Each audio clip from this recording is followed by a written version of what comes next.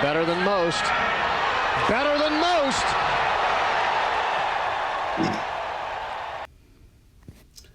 Welcome to CTX College Golf Powerhouse Series. I am Jason Nall, and I am the managing partner for College Tour X, and we are going to be joined just shortly by University of North Georgia head men's golf coach Bryson Worley.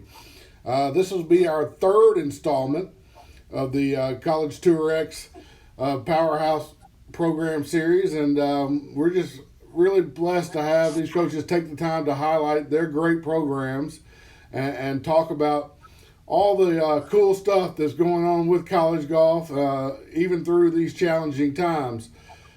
I am going to bring Coach Worley in right now. Coach, how's it going today? Great. How are you? I'm doing really well, really well. Looks like you got a successful fall under your belt this year, and were you able to get all your scheduled events in? Well, yeah, the ones that we ended up scheduling, we had two canceled. The Peach Belt let us start after October 1st. We were going to Kiowa Island and USC Aiken's event early, and then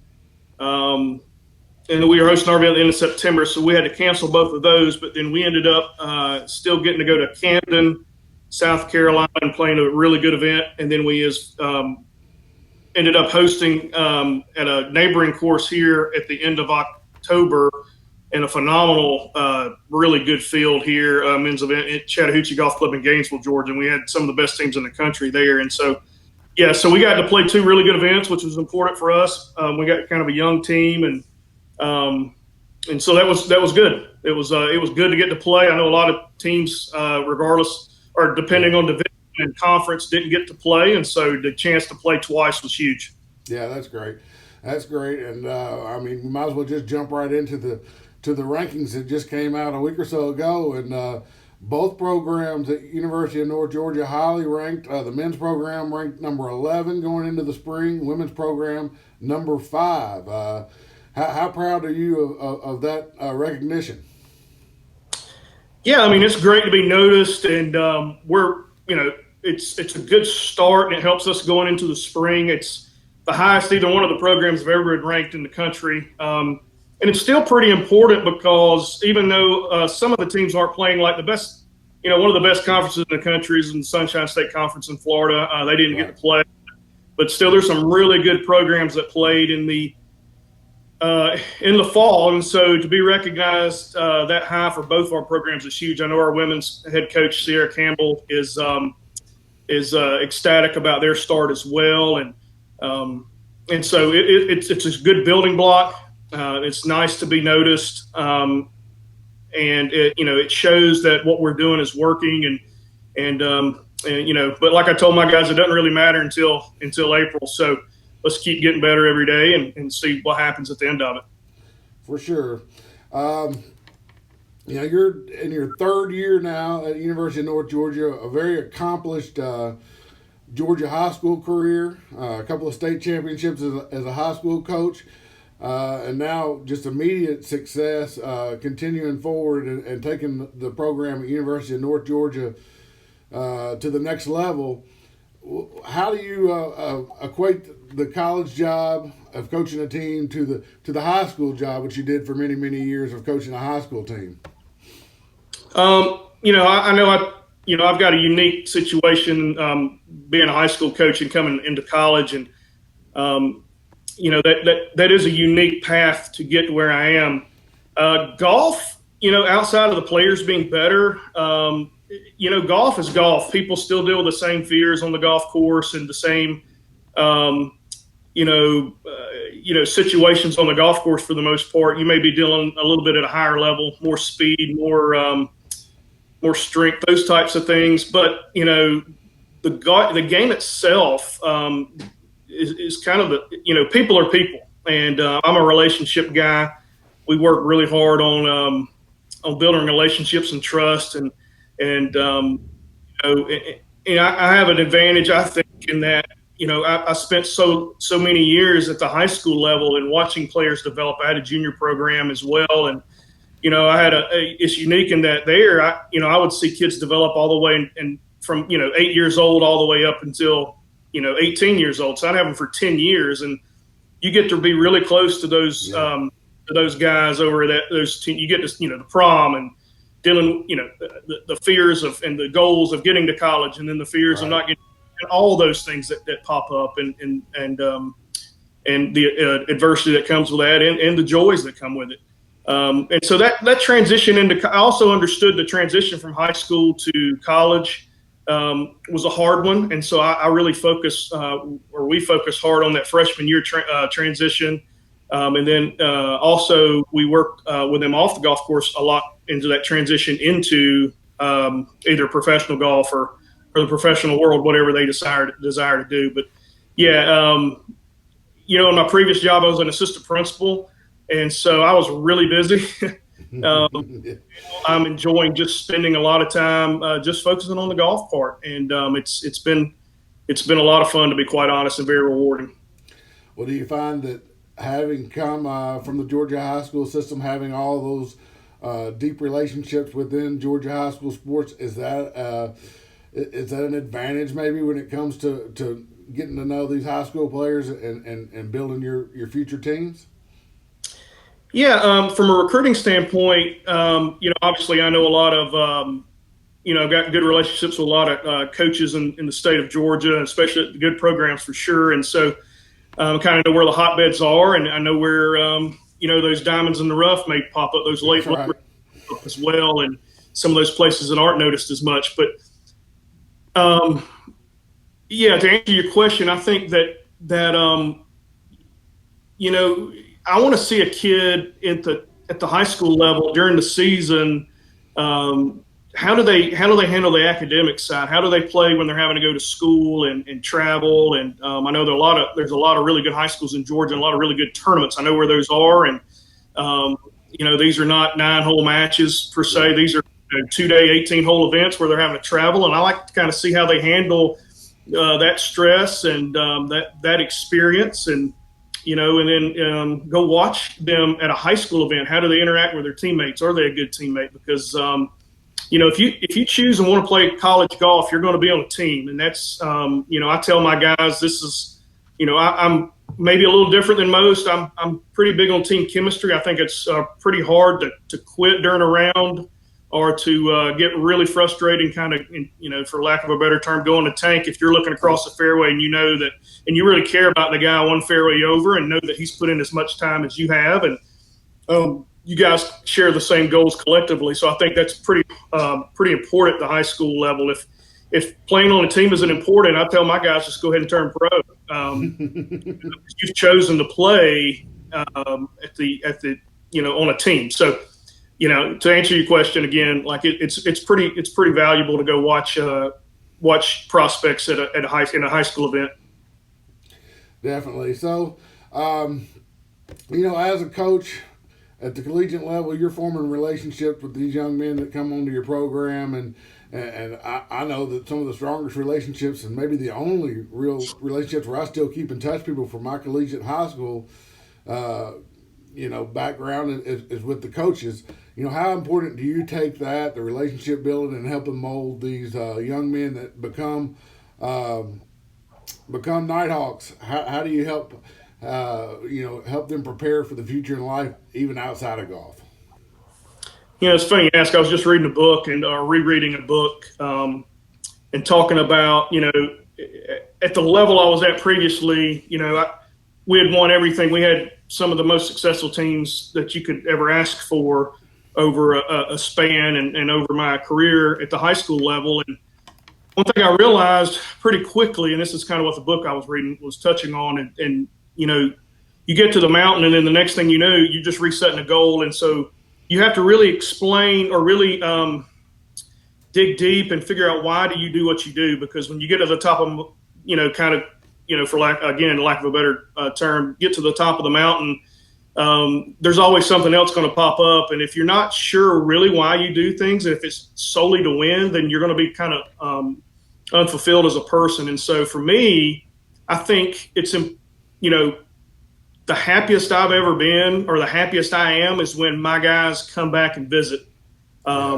We do a lot of that, and I stay in touch with even the guys. Even I've only been here. This is my 3rd year, but even the guys that have graduated since I've been here, we spend a lot of time texting and talking on the phone, and it's amazing how just in a short time, I'm used to the 10-year relationship, right? And so now the 3-year relationship at the college level, it seems like you almost get a little closer. I don't know if it's because you're around them all day for the most, or what, or maybe they're a little bit more mature. But those relationships after they graduate, and when they call you, I'm old enough now.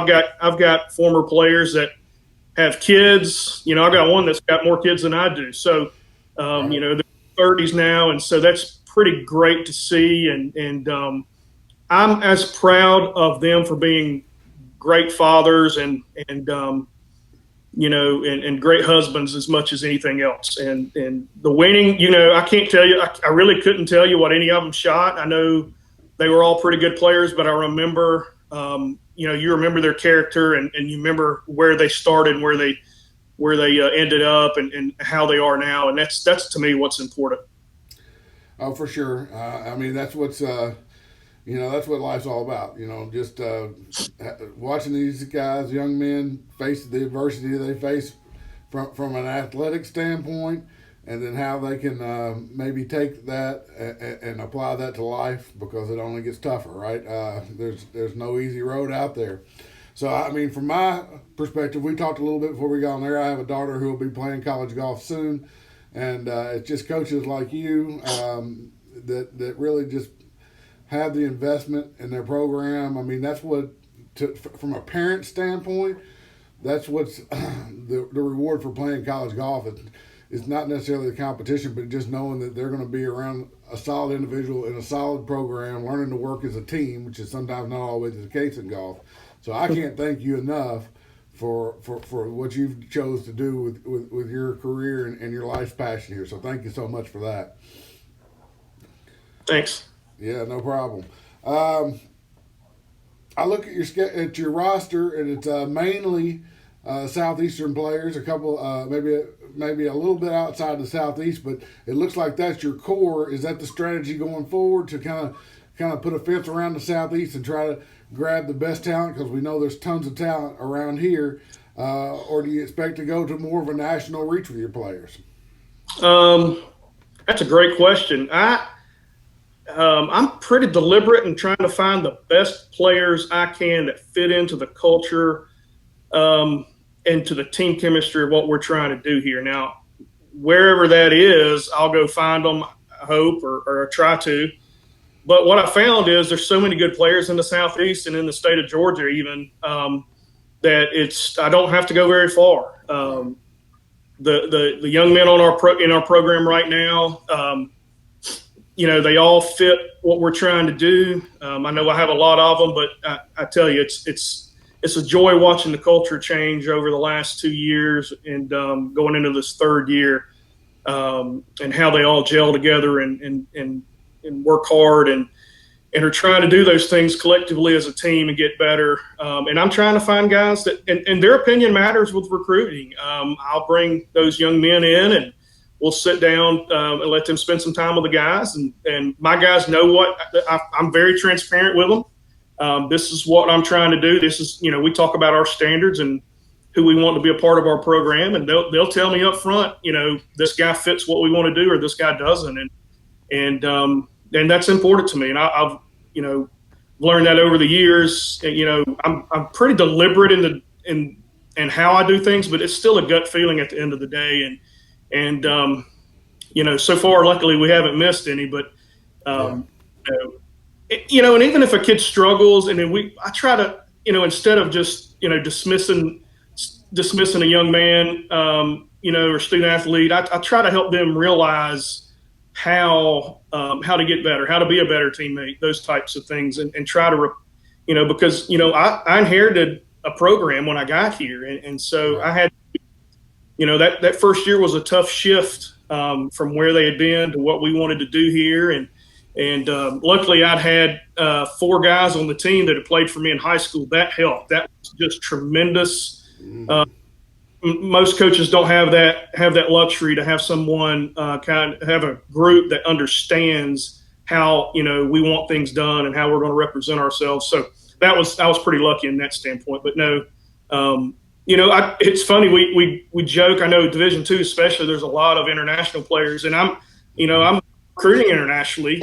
It's and the same thing goes for those kids that aren't from the United States. Do they fit what we want to do? But we haven't signed any yet. What's funny is we kind of joke that I've got a young man from Illinois and 2 from Mississippi now, and we call those our international kids. Those are our the ones from Alabama. It's I've got this Southern Appalachian hillbilly accent, and then we got our young men from Alabama and Oxford, Mississippi that we have to get translations for. It's pretty funny. The different, and our boy from Illinois is a whole other. He's taught the guys how to enjoy hockey, and we've learned a lot from him. So it's just a great eclectic group of guys, and we have a lot of fun with it. Well, no doubt. You can tell by your success that the atmosphere there is good, and the team is gelling. So that's great. It's and like you say, I mean, yes, I'm sure you're going to look to bring in the best talent from wherever it is, but it's awful nice to have this rich area of traditionally great junior golf to choose from just right here in your backyard. Your practice facilities, now they're at the Shasta Golf Course, is that right? That's right, yep. Okay, I've been over there several times. I've been involved in some junior events over there, and just a beautiful area, beautiful golf course. How do you feel that having that great golf course as your home facility helps you, further build this program? Yeah, I mean, we're super fortunate here at our level. I dare say that we rival a lot of, especially mid-major Division I programs in what we have and what we've been able to build. And since I've been here, Coach Campbell's helped with that, and our administration, not just at the athletic administration level, but even at the college level or the president's level, the upper administration. I had a very good job where I was, and I'd always said, having kids that played here, and my own son was on the team, and I always kind of joked that this was a sleeping giant and that it was a gold mine. Pardon the pun. Dahlonega was the site of the first gold rush in the U.S., so that's why I always say pardon the pun. But just a phenomenal campus. Just great athletic program. I think when I was hired, I was the first head coach in 8 years. There's a lot of continuity. We are the athletic director that hired me is about to retire. She was 2-time National AD of the Year. The person replacing her was one of the 2 that helped hire me, Mayor Rob Plunkett, and she's a former director of golf operations at Auburn. And so we're fortunate in that, and we have another Lee Glenn, who's an associate athletic director right now, that was a former college golf coach. So we have 2 administrators in our program that understand college golf, and so that's invaluable. And one of my and to go back to Shasta, we are the campus is 3 minutes away from Shasta. The middle of campus is 3 minutes. It's basically over what we call Crown Mountain. Wow. So the guys and girls can shoot down, practice a little bit. There's a short game area, putting green. We have our own range on the back side of the range. Just phenomenal facility. We have a locker room. That's where I am now. We're actually in my office out of Shasta. We have a golf center here with a lounge and kitchen and restrooms and coaches' offices and locker room, and right off the second tee. And the Shasta ownership has been phenomenal with us, and the relationship, and just as important, if not more important, the membership. Absolutely love our men and women. And we, unfortunately, because of scheduling conflicts, when we had to reschedule our event, couldn't play here for this event, but our women's event still got to carry on here at Shasta. And what's just amazed me in 3 years is the amount of members that come and volunteer. And and come and watch and are invested in our student athletes. And that's something that Coach Campbell and I are real intentional about is building those relationships and with our membership. And then on campus, I don't know if unless you go, you just can't experience the beauty of the campus. Dahlonega is a great little town. The other thing is we're only 45 minutes from the northeast corner of Atlanta, so there's plenty to do. If you want to drive a little bit, they can shoot down to a Braves game or a Hawks game, or either they can stay up here and go hiking and or go kayaking down the Chestatee River. So a lot of stuff to do. We're also lucky in that we have area courses like Chattahoochee Golf Club, who's hosted a lot of mini tour events and Georgia PGA events and USGA qualifiers and those types of things. A very good course that gives us a different look. And then we have other courses in the area that allow us to come and play a little bit too. But we're just fortunate to have something this close, a course and a practice facility this close to campus is just unreal. And our kids we've had kids that have transferred from other schools and are ecstatic about the practice facilities, and to be able to just shoot down. If you have 2 hours between class, you can shoot down and do some putting or hit some balls and shoot right back up. And we're pretty lucky and pretty fortunate. I would agree with that. I've had the pleasure to be on campus and on your nearby golf course, and just a great place to be. Just a beautiful area, great people, great faculty and staff. And like you said, it's so important for the membership to be behind the golf team that calls their facility home, and that's I'm glad you pointed that out because it's such a key piece. I've got to know a couple of your younger players. Sam Gargis, he was a winner in our sister tour, which is Southern States Junior Classics. He was a regional champion with us. He's a freshman with you now. And then also I got a chance to meet Wilson Baker just at our first College Tour X amateur event over at Old Waverly. A couple of great young men and up and comers for your program. With College Tour X, our goal is to be able to offer amateur collegiate events, individual stroke play events with WAGR rankings on the line, but we want to be able to let a D2 player and a D1 player and a NAIA player be in the same field and kind of let's just see who the best is. Let's take away the labels and the different levels of collegiate golf, and that's kind of our goal as we build out this tour is to bring in all levels of collegiate golf. My question for you is, how important do you think it is, maybe specifically for a player who's trying to break into the top five on your team, or a younger player, a freshman, to play in some of these amateur events to stay competition sharp as they look to break through onto I guess you would call it the starting lineup for the University of North Georgia? Yeah, I don't think there's any coach that wouldn't say that it was just vital. It's you cannot, and the way I do qualifying, it's pretty much go get it. I try to keep them as nervous and as uncomfortable as possible throughout the year. That's really the only way we can simulate tournament pressure. But you still can't. There's no substitute for getting to a tournament and playing. And so, what you're doing and having the ability, a lot of times, high level amateur events, you have to be invited. And so it's really hard for a kid at our level because of WAGR. And, that's one of our goals is to get a lot more of our kids ranked in the WAGR. But, so you can get some invites and things.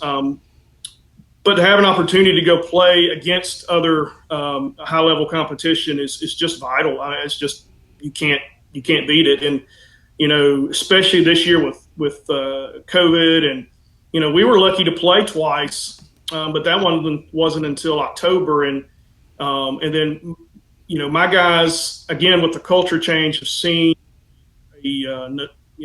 it's a necessity to go play. A lot of my guys will play this off season, quote unquote off season, and on their own. And tours like College Tour X have done a good job of giving us an opportunity, our guys an opportunity to do that, and women, and to go play. again, there was just not a lot of options unless you were invited and or qualified or something like that. So, I appreciate what you guys are doing and getting some of our guys a chance to play. And I know that both of my guys that have played on your tours have enjoyed them and well run and that's important. I appreciate it. Yeah, no doubt, and I think you hit on it several times. There is kind of why we started College Tour X. Amateur there's tons of opportunities out there for junior golfers to get in as many junior golf tournaments as time and resources allow. But once you got out of junior golf and got into collegiate golf, it was kind of the haves and the have-nots from a WAGR ranking standpoint, from an invitation standpoint. And as I did my research before we started this project, just getting established in the WAGR system is so important to a lot of these players to be able to move up and be able to get those invites, and that's where we are. We're trying to provide equal opportunity for all levels of collegiate golfers, and we're running an aggressive 10 schedule season. Haven't had huge fields to start out, but I mean, if you look at our fields next week in Alabama, those two events, very solid down in the Robert Trent Jones Trail. And so I feel like that, word's getting out there and that we're going to have just a good product for the collegiate golfers going forward. So, and I certainly appreciate the players that you've sent our way, and I hope that they see value in playing these great courses against all levels of competition. So thanks for that, and thanks for being an advocate. If you've seen, I've been popping up on top of Coach Worley's forehead there, his Twitter handle. He's got a mean Twitter game now. You need to get on there and follow Coach Worley on Twitter. I tell you what, no, really, I mean, it's how I knew where North Georgia was in the rankings. When they came out a couple weeks ago, I saw you post about that, and it encouraged me to go look at, knew the rankings were out and to go find those on Golf Stat. So I think it's a great follow there at Coach Worley on Twitter. Coach, close us out here. As far as the 2020-2021 Nighthawks lineup of men's golfers, what are the goals? Do what is the ceiling, if there is one, as we head into the spring and down the stretch of this unusual college golf season? Well, if there's one thing we've learned is you have to be flexible. I don't even have my schedule solidified yet because I'm waiting to try to see which conferences are going to play, and hopefully they're all going to jump into pool in the spring. But, we challenged our guys when they left. They all, we obviously, like every coach, we met individually and really sat down and looked at where they needed real specifically to improve and moving into the spring. And then we'll get going in January, practicing and then getting into qualifying. And, obviously the goals we really don't talk about, but we talk about, basically, I know this sounds like Nick Saban and everybody else, but the process of getting better every day. And, until we can start tackling people, it really doesn't matter if we have no outcome on what's going on. You can just control what you can do. And, the thing for us is to keep getting better so we can get, into better events. And our schedule right now is really good.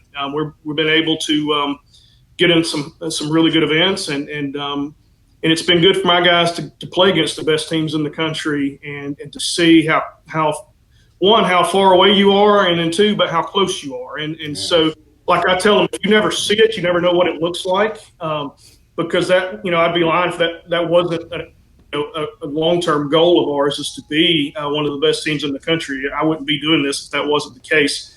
But again, I guess this comes with experience. I know I can't control that. So all we can do is do what we do every day and bring an intentionality to the practice and be really directive and disciplined in what we do. And then I'm a big guy. Once you put all that, I'm a old country boy, grew up on a farm baling hay, and once you get all that done, it's time to go have fun. I tell them I may make them actually go bale hay one day just to see what hard work really is. But you go play and get it in the barn, and then let's go dance and have a good time. And that's kind of how we approach the tournaments. And then when we're focused and everything, but golf's hard enough without me putting a lot more pressure on them. I want them to be loose, and let's go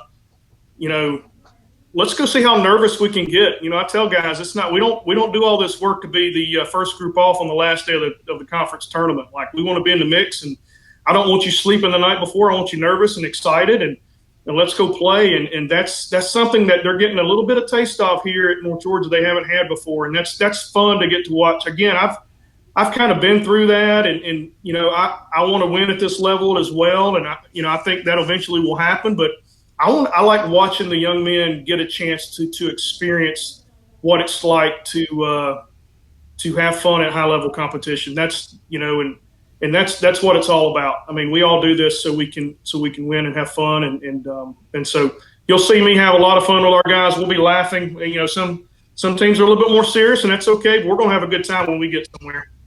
Well, no doubt, and you hit the nail on the head. You talked about keeping your team a little bit uneasy and wanting them to be nervous that night before and feel those nerves.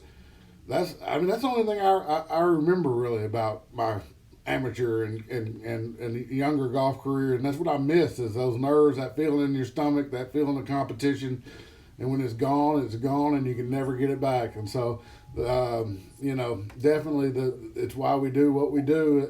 It's why the players work so hard is to get that feeling, that excitement to play in those big events. Want to thank you, Coach Worley, for joining us today. It's been great to talk about your program, talk about college golf in general. Just really proud of the relationships that I've formed with a lot of coaches, and it's just great to get to know you and the head Nighthawk, Coach Bryson Worley. Hey, thanks so much, Jason. Right, thanks so much for having me on. I appreciate it. Yeah, no problem. Merry Christmas. See you later.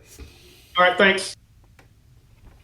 Well, that is going to wrap us up on our College Golf Powerhouse series for early December. We were happy to focus on the University of North Georgia Nighthawks. Coach Bryson Worley just quickly jumped onto the scene and has guided that Nighthawk men's golf program to high national rankings, and just expect a lot of success out of that powerhouse Division II program, the University of North Georgia. Again, thanks for joining us this week. We look forward to bringing on the best college golf coaches in America to talk about their incredible powerhouse golf programs in the future. For Jason Nall and College Tour X, we'll see you next time.